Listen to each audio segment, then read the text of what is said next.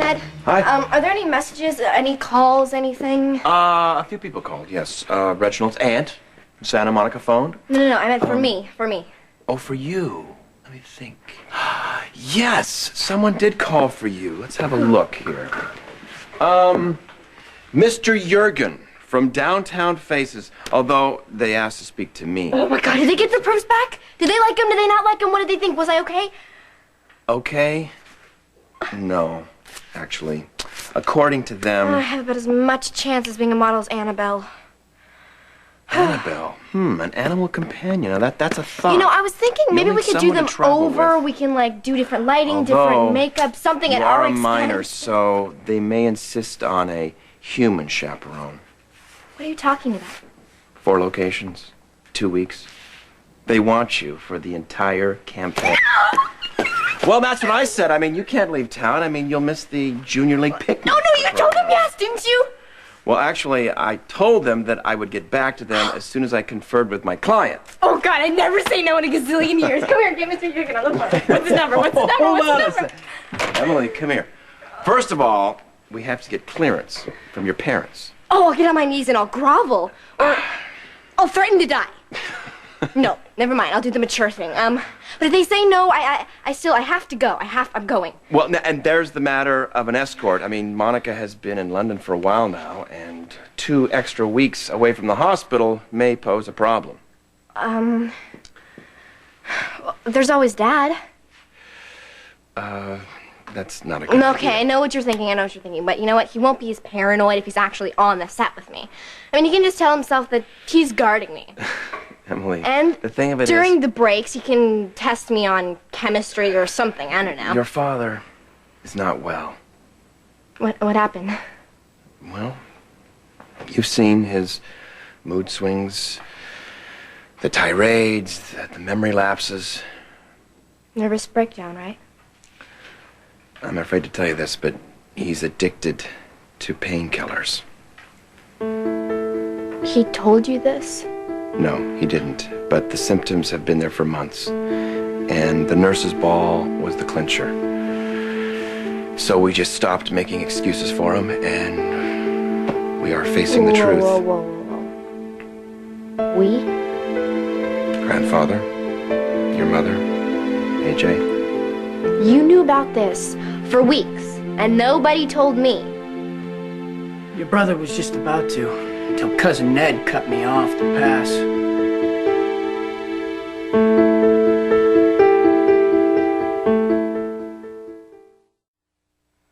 Thank you for your cooperation, Ned. Solidarity's a plus in a crisis. I couldn't sit on my hands. We while agreed that you wouldn't say. No, what you are agreed. you arguing about? Dad is a junkie. It matters who told me first. Who cares? God, first you, then me. Now Dad's into substance abuse. We're not the only family. AJ, who's gonna be next? Grandfather? Is he addicted to cognac? Are you? You know, I have a really good idea. Why don't we just turn this place into a rehab center and we can have 24-hour counseling? We're gonna get through this, Em. How? By supporting Dad. As soon as he admits that he has a problem. You mean he hasn't admitted it yet? He's in denial. You know how that goes. I guess he passed on the chance to share. He must have slipped out. I rest my case. Wait a minute. Tell me he didn't drive. All the cars are accounted for. Must have called a cab. All right, Emily, now listen to me. This is critical. Until Alan goes through rehab, you will not go anywhere with him behind the wheel. I know that. I know that, okay? I know that it's gonna be rough for a while, but trust me, Dad'll come out of this fine. Come out of what? Dad, it's okay. You don't have to pretend anymore. They told me what's wrong.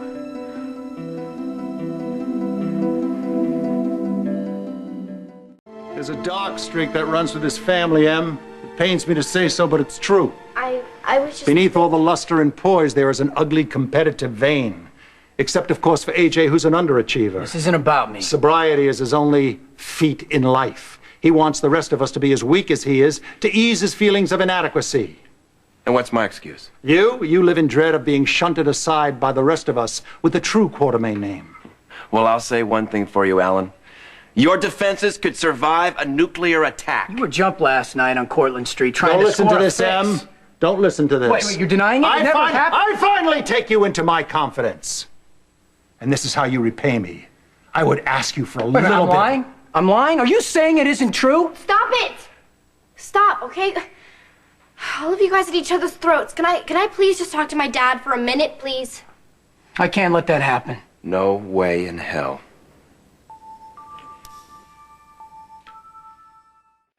Car coming, he's a speeding train, Em, and you better get out of his way.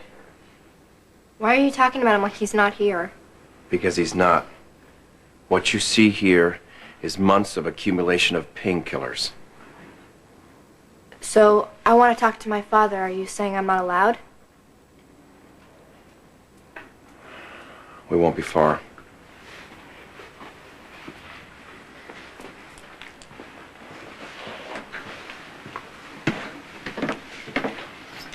I sure could use another hug. I'm sorry. Not your fault. Ned and AJ are both extremely insecure.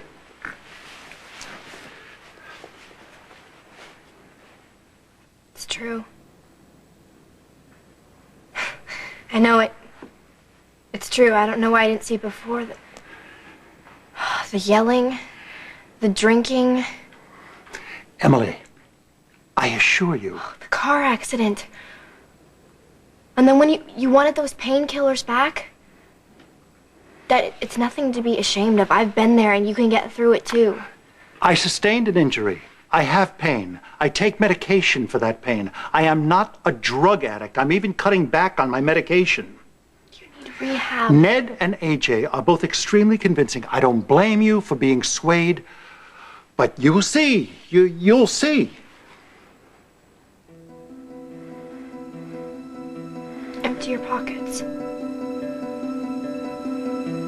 If I'm wrong, then you don't have any in your pockets right now. Em, have a little faith in me. Faith is a two-way thing. If you don't trust me enough to tell me the truth, then why should I trust you?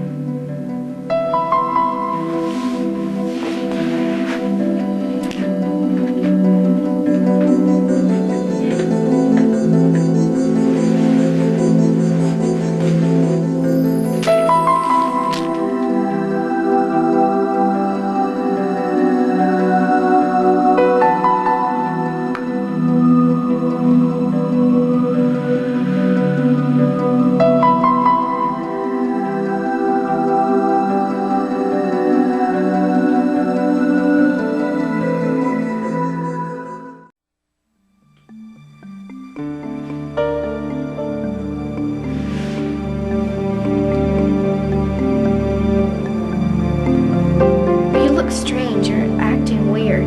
What do you mean I'm acting weird? I tell my daughter that I love her. I tell my grandson that I love him, and that's acting weird?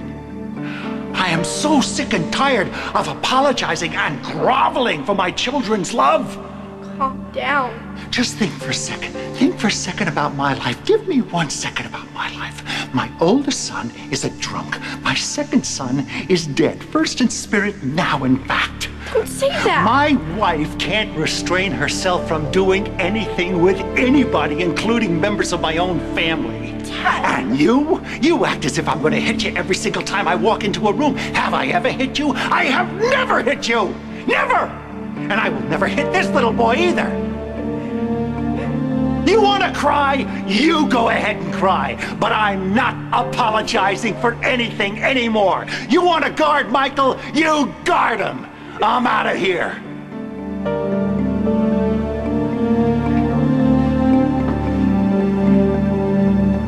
Where are you going? Cortlandt Street to score again?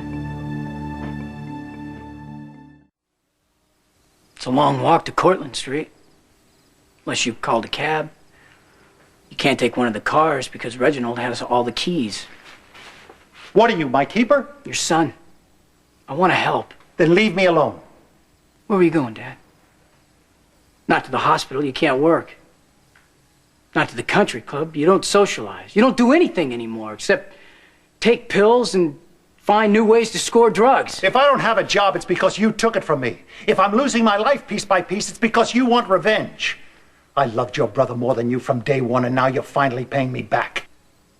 You remember how you felt after the nurses' ball when I woke you and told you what had happened? Imagine waking up to find out you brain damaged someone you love. I'm not trying to punish you. I'm trying to save you from doing what I did. Don't you dare compare yourself to me. You're an alcoholic. And you're a junkie. Dad, what are you doing?